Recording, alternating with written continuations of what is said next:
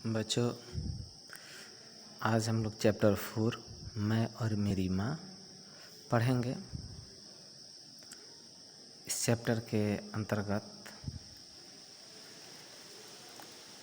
एक छोटी बच्ची और उसकी माँ की कहानी है।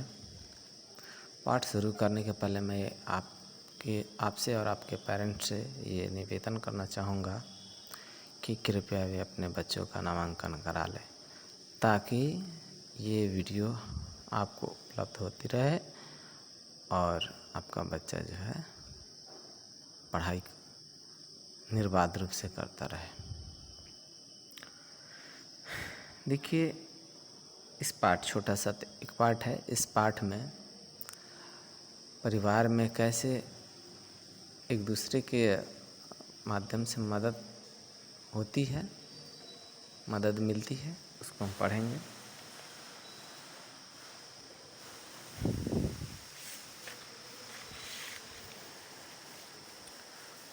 पापा तो ऑफिस जाते हैं।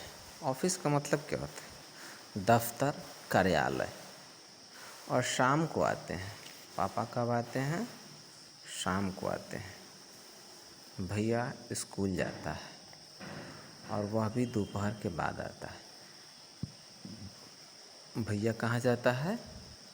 स्कूल जाता है। और वह कब आता है? तो वह दोपहर के बाद आता है। घर में पूरे दिन केवल 2 लोग रहते हैं।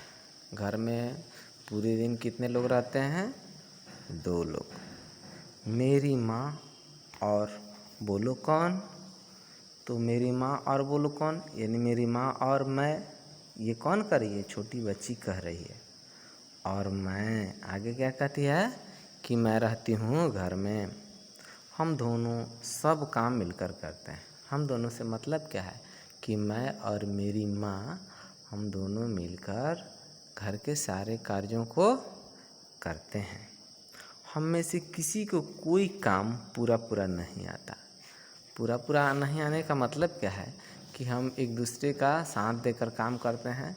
कोई भी काम हम अकेले नहीं करते हैं। फिर मेरी माँ पूरा नहीं करती। कनस्तर से आटा निकाल लेती है, फिर मुझसे पूछती है कि मैं कुछ भूल तो नहीं रही हूँ। ये माँ कनस्तर से आटा निकाल लेती है। कौन कह रही है? छोटी बच्ची की माँ। एक कनस्तर क्या होता है? आप लोग भी बच्चों देखे होंगे, घर में जो है एक डिब्बा होता है ना, जो टीन का बना होता है।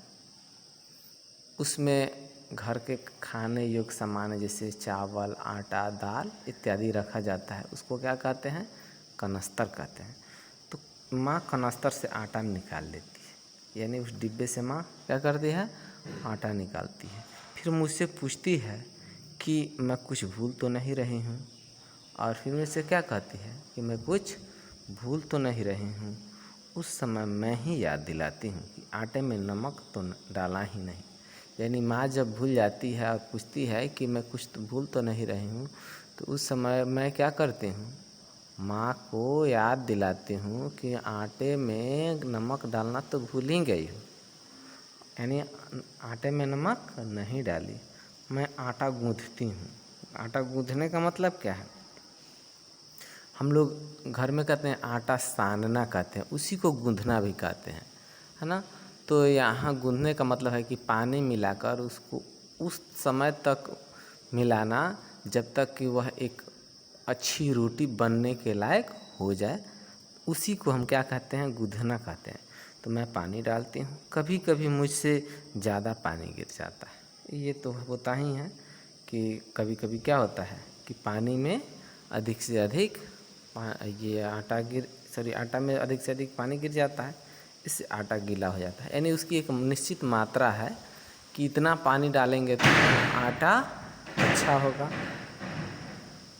फिर ज़्यादा पड़ने के कारण क्या हो जाता है? गीला हो जाता है। फिर मैं कनस्तर खोलती हूँ। जब आटा गीला हो जाता है तो क्या करती हूँ? कनस्तर यानी डिब्बे को खोलती हूँ और 1 कटोरी आटा निकालती हूँ। फिर क्या करती हूँ? 1 कटोरी आटा निकालती हूँ और धीरे धीरे गीले आटे में सूखा आटा डालती जाती हूँ। और क्या करती हूँ कि धीरे धीरे जो गीला आटा है उसमें थोड़ा थोड़ा सूखा आटा मिलाते जाते हूँ ताकि वह सही तरीके से मिलते जाए।